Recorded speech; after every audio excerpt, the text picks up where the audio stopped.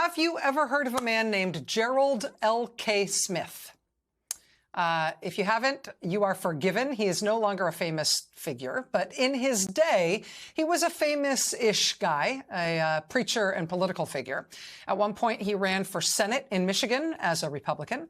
In 1944, he ran for president against FDR. He ran on the ticket of the America First Party, which he had founded.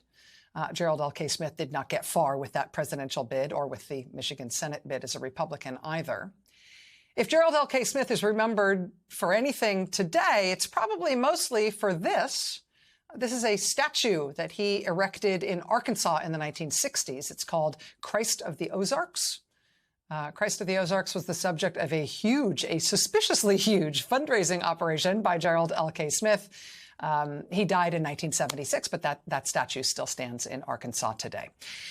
But Gerald L.K. Smith is about to have another moment in the public eye, because what he really wanted to be remembered for, even more than that statue, was a nationwide movement that he tried to build, a movement that he named and that he led and that he promoted tirelessly and that he wanted to outlive him forever.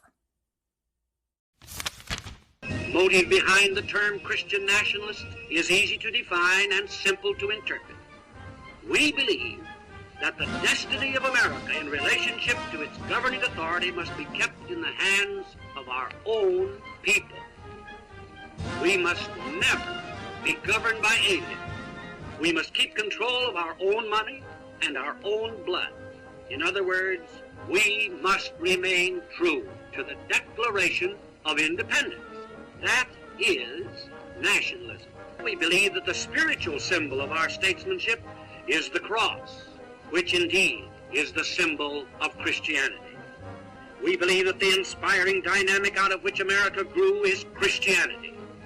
We believe that there would be no real America such as we love and for which we're willing to die if there had been no Christianity.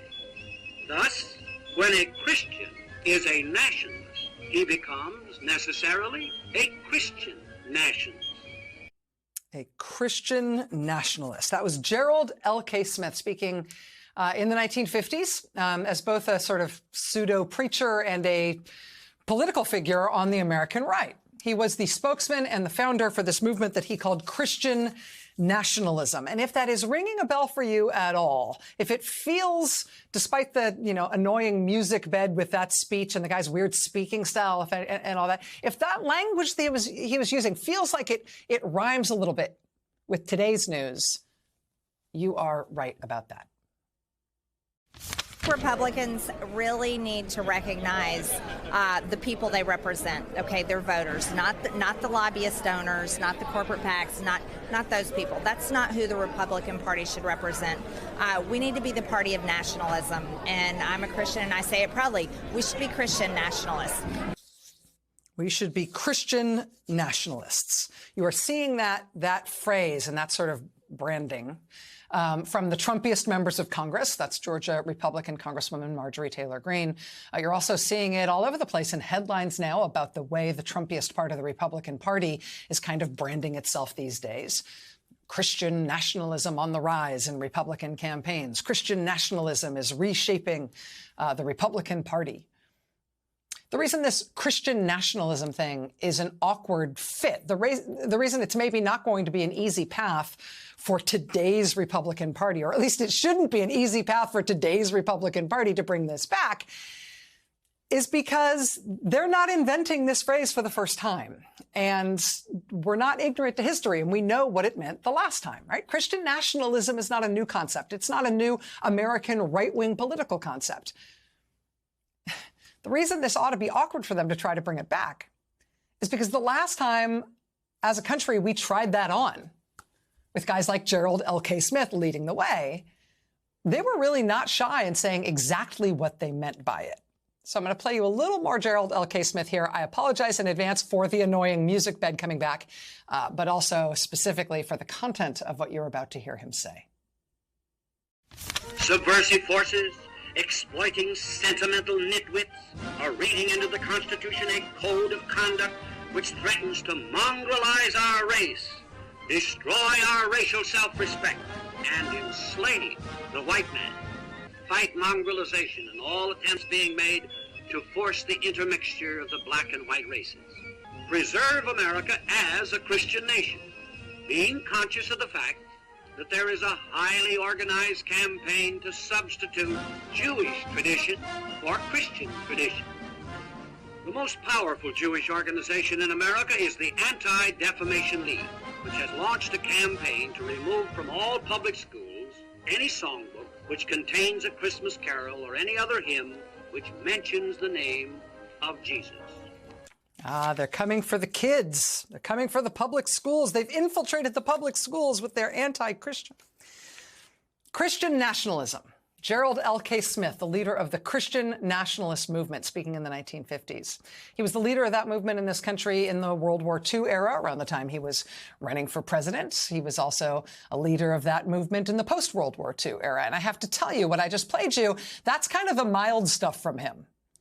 The stuff about the Jews taking over the world and how Americans need to be Christian nationalists because only that can stop the worldwide Jewish conspiracy, not to mention all the race mixing. I mean, that sound I just played is the milder version of what Gerald L.K. Smith was famous for. He was a virulent, violent racist and anti-Semite, and that was the core of his movement, Christian nationalism, which you'd think would make Christian nationalism kind of a hard thing for today's Republicans to try to raise as their new banner. You think that would be a hard thing. They apparently do not have any qualms, particularly from the Trumpiest members of Congress and particularly from the Republican nominee for governor in the swing state of Pennsylvania, a man named Doug Mastriano. He's been kind of a case study for months now in Republicans actually trying to pull on their best Gerald L.K. Smith masks to make the Republican Party the Christian nationalist party he always wanted and that he spent all those sad decades trying to create. A paid consultant for the Doug Mastriano campaign, again, Mastriano is the Republican nominee for governor in Pennsylvania. The Republican Party has chosen him as their candidate for governor. A paid consultant for Mastriano's campaign is making headlines today, thanks to the watchdog group Media Matters, starting to document this guy's own pronouncements on the threat of the Jews and on the Christian nationalist movement as represented by candidates like his guy, Republican Doug Mastriano. So, no, we don't want people who are atheists. We don't want people who are Jewish. This is an explicitly Christian movement because this is an explicitly Christian country. Now, we're not saying that, we're going to deport all these people or whatever. You're free to stay here, right? You're not going to be forced to convert or anything like this, but you're going to enjoy the fruits of living in a Christian society under Christian laws. That is a consultant on the campaign for the Republican nominee for governor in Pennsylvania, Doug Mastriano, clarifying that it's not the plan to forcibly deport the Jews. Just to be clear, that's not the plan, for now. But Jews are not wanted. Jews are not part of the movement that this new Republican governor in Pennsylvania represents. So Jews, atheists, people of other faith, they won't be forcibly converted or deported. Now, that's not the plan for now. It's just that this is not for them, nor will this country be.